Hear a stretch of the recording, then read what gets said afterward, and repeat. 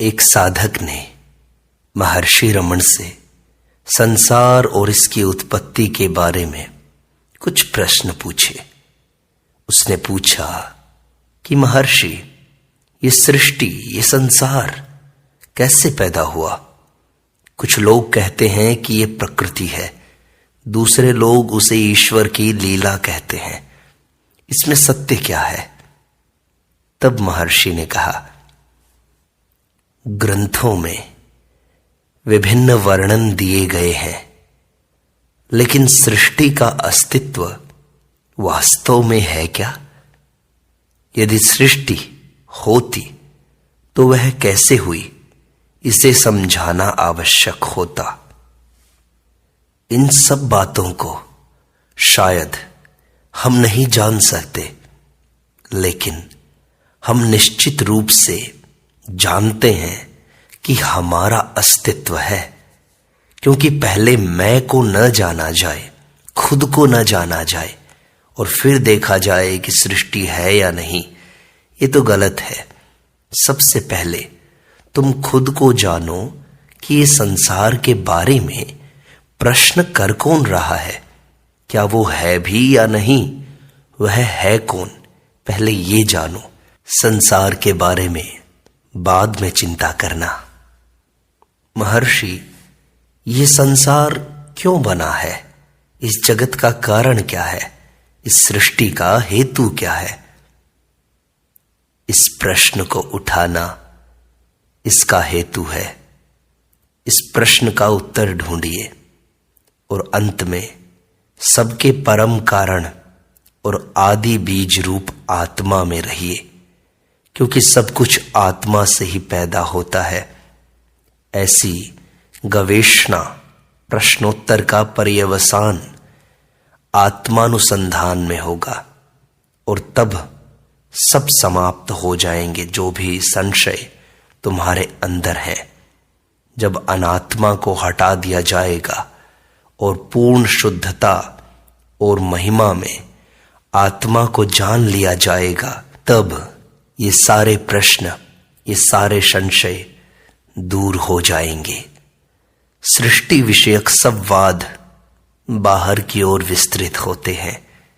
उनकी कोई मर्यादा सीमा नहीं हो सकती, क्योंकि देश काल अनंत है।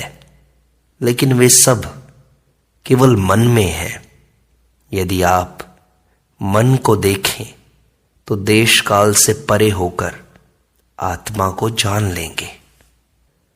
हम इस संसार को स्वयं के संतोष के लिए वैज्ञानिक तथा तार्किक ढंग से समझाते हैं, लेकिन क्या उससे कोई अंतिम समाधान देने वाला निर्णय हाथ लगा है?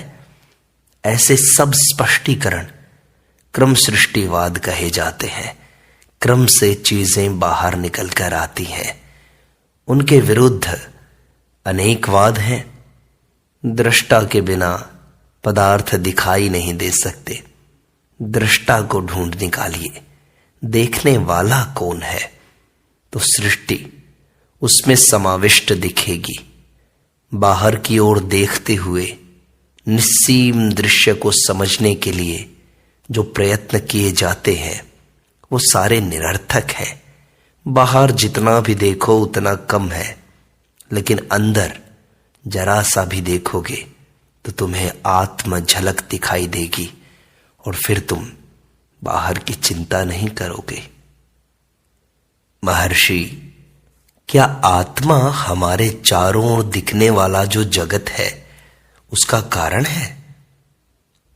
आत्मा स्वयं विविध नाम रूप वाले विश्व के रूप में दिखाई देता है, लेकिन आत्मा इसको उत्पन्न करने, बनाए रखने तथा प्रलय करने का निमित्त कारण नहीं है।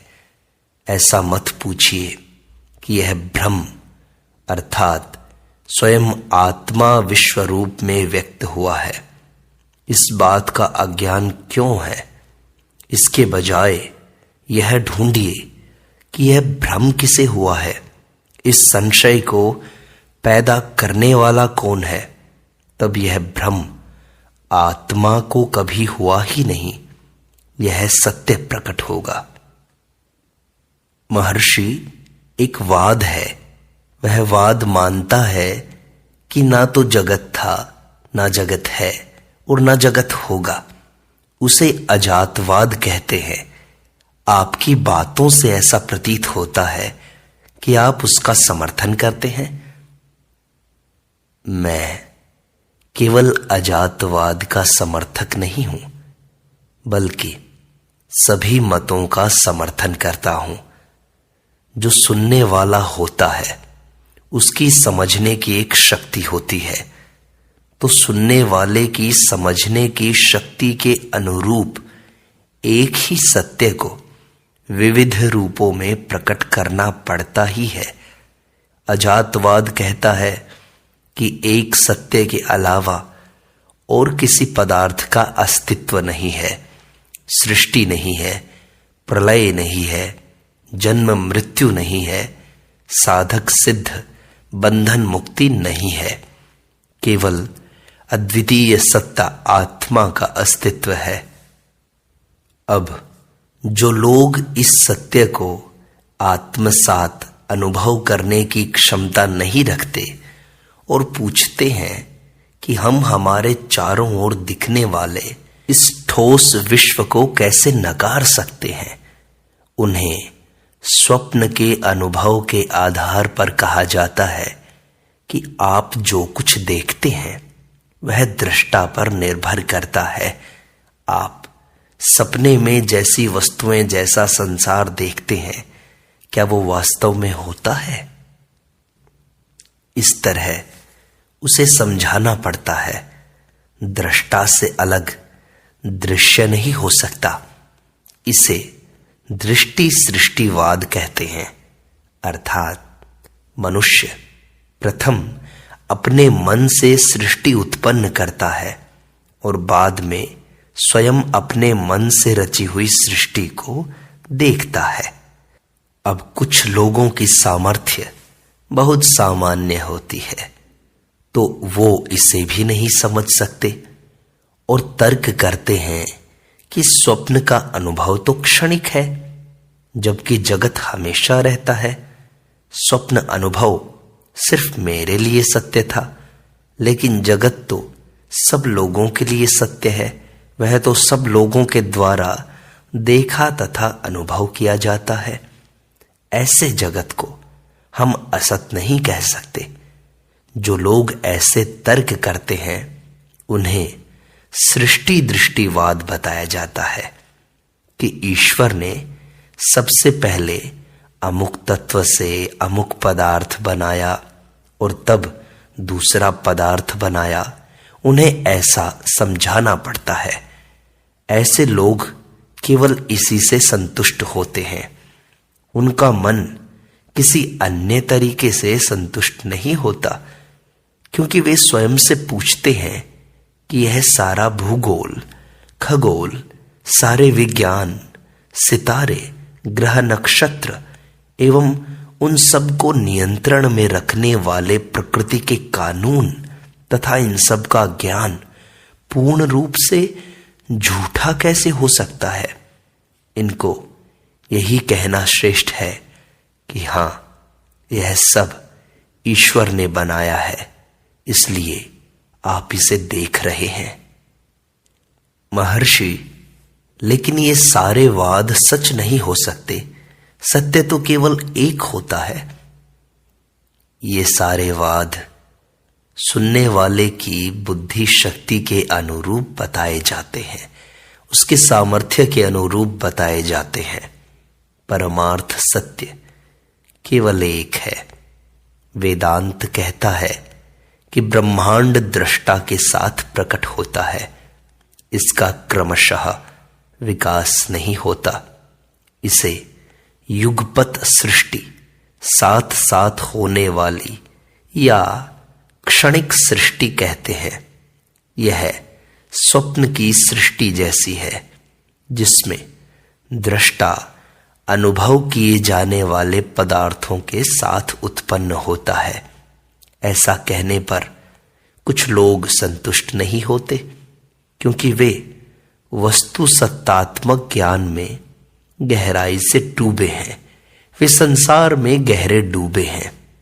वे समझना चाहते हैं कि अकस्मात सृष्टि कैसे हो सकती है। कार्य के पूर्व कारण का होना तो जरूरी है। संक्षेप में वे चारों ओर दिखने वाले जगत का कारण जानना चाहते हैं। इसलिए श्रुति, वेद उनकी इस जिज्ञासा को शांत करने के लिए सृष्टि विषयक विभिन्न वाद प्रस्तुत करते हैं, जिन्हें क्रम सृष्टिवाद कह सकते हैं। लेकिन सच्चा साधक युगपत सृष्टिवाद से आश्वस्त हो जाता है। महर्षि, वेद में तो सृष्टि के बारे में विरुद्ध वर्णन मिलते हैं। एक जगह आकाश को प्रथम सर्जन कहा गया है, दूसरी जगह प्राण ने सृष्टि को रचा है, तीसरी जगह कोई और, चौथी जगह कोई और। इनका मेल कैसे बैठाया जाए? क्या इससे वेद के प्रामाण्य को खतरा नहीं पहुंचता? देखो, विभिन्न ऋषियों ने विभिन्न समयों में सत्य के विभिन्न पहलुओं को देखा, जिनमें से प्रत्येक एक पहलू पर बल देता है। आप इन विरुद्ध विधानों की चिंता क्यों करते हैं? वेद का मुख्य लक्ष्य अविनाशी आत्मा के स्वरूप का उपदेश करना है एवं हमें यह सिखाना है कि हम वही अविनाशी आत्मा है। महर्षि, मैं तो इस बात से संतुष्ट हूं। हां, तो इतर बातों को गौण मानकर, छोटा मानकर छोड़ दीजिए। अज्ञानियों के लिए कहे गए विधान मानिए। जो पदार्थों के कारण की शोध करते हैं उन्हें छोड़ दीजिए। बस अपने स्वरूप, अपनी आत्मा को खोजिए। महर्षि, शंकराचार्य का ब्रह्म सत्यम जगत मिथ्या ये मुख्य सिद्धांत है। वे मानते हैं कि ब्रह्म ही सत्य है, ये जगत तो मिथ्या है। पर कुछ लोग कहते हैं कि जगत सत्य है। इनमें से सत्य कौन सा है? दोनों विधान सही हैं। मैं फिर से कह रहा हूं, ये साधक के अनुरूप, उनकी योग्यता के अनुरूप सब बतलाए जाते हैं। ये विकास के विभिन्न स्तरों का निर्देश करते हैं एवं भिन्न दृष्टिकोणों से कहे गए हैं। देखो, सत्य हमेशा रहता है। इस सत्य की व्याख्या से साधक प्रारंभ करता है। तब वह जगत को परिवर्तनशील या अनित्य होने के कारण असत्य मानकर उसका निरसन करता है और अंत में नित्य होने के कारण सत्य आत्मा तक पहुंचता है, जहां एकत्व का साम्राज्य है।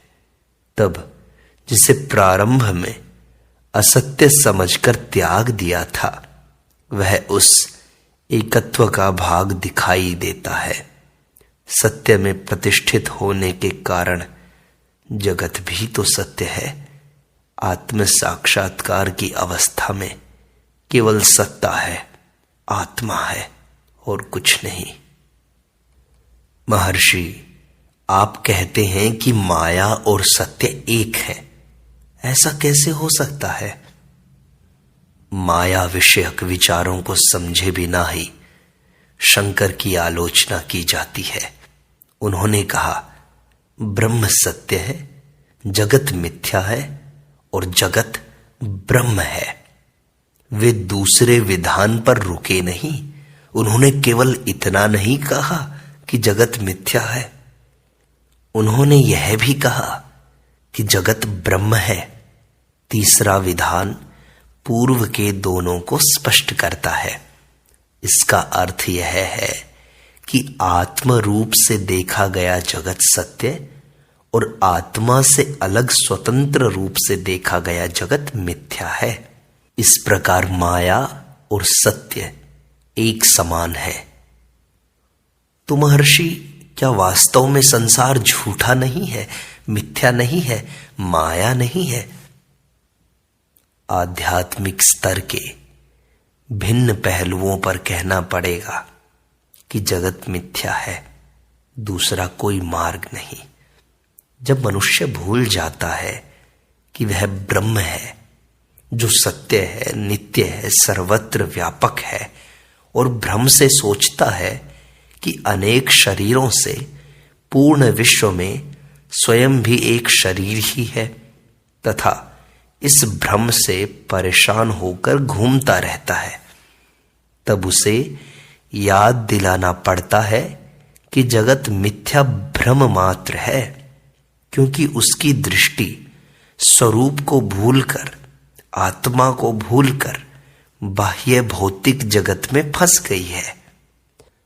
अंतर्दृष्टि को प्राप्त करने के लिए जब तक वह आत्मा की ओर नहीं मुड़ता, अंतर्मुख नहीं बनता, जब तक आप उसे न बताएं कि यह सारा जगत भौतिक है, मिथ्या है, तो वह उसे मालूम करने में लग जाता है, वह अंतर्मुख बन जाता है।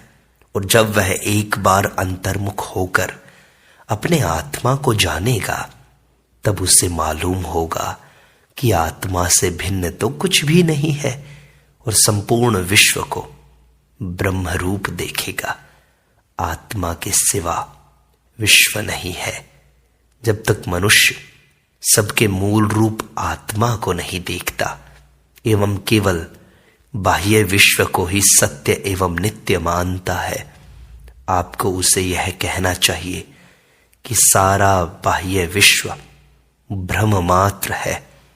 आपके पास इसके अलावा कोई चारा नहीं है। कागज का उदाहरण लीजिए। हम सिर्फ लिखावट देखते हैं, कागज नहीं जिस पर लिखा गया है। लिखावट हो या ना हो, कागज तो हमेशा रहता है। जो लिखावट को ही सत्य मानते हैं, उन्हें यह कहना पड़ता है कि वह तो मिथ्या है, भ्रम है, क्योंकि वह सच्चे तथा आधारभूत कागज का आवरण करके स्थित है। ज्ञानी कागज तथा लिखावट दोनों को एक समान देखता है। ऐसे ही ब्रह्म तथा जगत के विषय में है। अच्छा, तो महर्षि, आप ये कहना चाहते हैं कि जब हमें आत्मा दिखेगी, आत्मा का साक्षात्कार होगा, तो ये जगत आत्मा में ही विलीन हो जाएगा, उसी के अनुरूप, उसी के अंदर प्रकट होगा। और जब हम आत्मा को नहीं देखते तो ये संसार अलग दिखेगा। क्या ऐसा है? जैसे अग्नि धुएं से ढक जाता है, ऐसे ही जाज्वल्यमान चैतन्य का प्रकाश, नाम रूपात्मक संघात स्वरूप इस संसार से ढक जाता है। जब ईश्वर के अनुग्रह से चित्त शुद्ध होता है, तब जगत वस्तुतः भ्रामक आकार नहीं लेता, बल्कि केवल सत्य है। तथा जब यह तथ्य जान लिया जाता है, तो वह सारे संदेहों से मुक्त हो जाता है। जिनका चित्त जगत के तथा जगत के सब आसक्तियों के त्याग से माया के बुरे प्रभाव से मुक्त है, और जिन्होंने स्वयं प्रकाश परम सत्य का ज्ञान प्राप्त कर लिया है, केवल वही लोग जगत सत्य है इस कथन का सही अर्थ जान सकते हैं। जिनकी दृष्टि दृश्य की ओर से पलटकर ज्ञानमयी हो गई है, उनके लिए आकाश आदि 5 महाभूतों से बना हुआ जगत सत्य है, क्योंकि सभी पदार्थ चैतन्य रूप है, जिसका आधार वह एक परम सत्ता है। जैसे अनेक रंगों वाले मयूर का अंडा एक होता है, वैसे ही इस संसार नाम रूप वाले विचित्र फिर भी शून्य जगत की मूल अवस्था एक आनंद है। इस सत्य को आत्मा की सहज अवस्था में रहकर ही जानना चाहिए। महर्षि, जगत अंतिम सत्य नहीं है, ऐसा थोड़ी देर के लिए मानना तो आसान है, लेकिन वास्तव में असत्य है ऐसा दृढ़ निश्चय होना कठिन है। क्या करें? वैसे तो स्वप्न जगत भी जब तक आप उसे देख रहे होते हैं तब तक सच्चा लगता है। जब तक स्वप्न अवस्था रहती है उसमें आप जो भी देखते हैं और अनुभव करते हैं सच्चा है, लेकिन जब आप जाग जाते हैं तो आप उसको झूठा पाते हैं। इसी तरह से आपको धीरे धीरे जागृत अवस्था से भी जागना है, जागते हुए भी जागना है। तब आप इस संसार को, इसके सत्य को पूर्ण रूप से समझ जाएंगे। महर्षि, तो यह जगत स्वप्न से अधिक कुछ नहीं है क्या ऐसा? स्वप्न जब तक रहे तब तक उसे सत्य मानने में क्या गलती है? आप पूर्णतया असंभव घटना सपने में देखते हैं। उदाहरण के लिए आप किसी मृत व्यक्ति से आनंद से बात कर रहे हैं और शायद संदेह भी हो कि क्या यह तो मर नहीं गया था, लेकिन तब भी आप किसी तरह आपके मन का स्वप्न दृश्य से पूरा मेल हो जाता है और वह व्यक्ति स्वप्न प्रयोजन की दृष्टि से जीवित लगने लगता है। अर्थात स्वप्न की हैसियत से आपको उसकी सत्यता के बारे में संदेह करने की गुंजाइश नहीं होती। जागृत में भी ऐसा ही होता है। जब तक आप जागृत अवस्था में रहें तब तक जिसे आप देखते हैं उस जगत की सत्यता के विषय में संदेह करने के लिए आप समर्थ नहीं हैं। जिसने स्वयं जगत की सृष्टि की है वह मन उसकी असत्यता का स्वीकार कैसे कर सकता है? जागृत तथा स्वप्न के जगत की तुलना करने का यही हेतु है। दोनों मन की सृष्टि है और जब तक मन उनमें से किसी एक में लीन रहता है तब तक वह उसकी असत्यता का स्वीकार करने में अपने आप को असमर्थ पाता है। वह स्वप्न जगत की सत्यता का इंकार स्वप्न के दौरान नहीं कर सकता। वैसे ही जब तक जागृत अवस्था में होता है तब तक जागृत की जगत की सत्यता का निषेध नहीं कर सकता। इसके विपरीत यदि आप अपने मन को जगत से पूर्णतया वापस खींच लें और भीतर की ओर मोड़ें और वहीं रहें, अर्थात यदि आप इन सब अनुभवों के अधिष्ठान रूप आत्मा के प्रति सदा जागरूक रहें, तो जिस जगत के विषय में आप इस समय जानते हैं उसे आप स्वप्न में देखे हुए जगत जैसा असत्य पाएंगे। कहना बस इतना है कि आप बाहर से दृष्टि अंदर ले आइए, स्वयं की आत्मा को ढूंढिए, स्वयं के सत्य को जानिए। तब इस संसार के सारे सत्य आपके सामने प्रकट हो जाएंगे। ऐसा अभ्यास करते रहिए।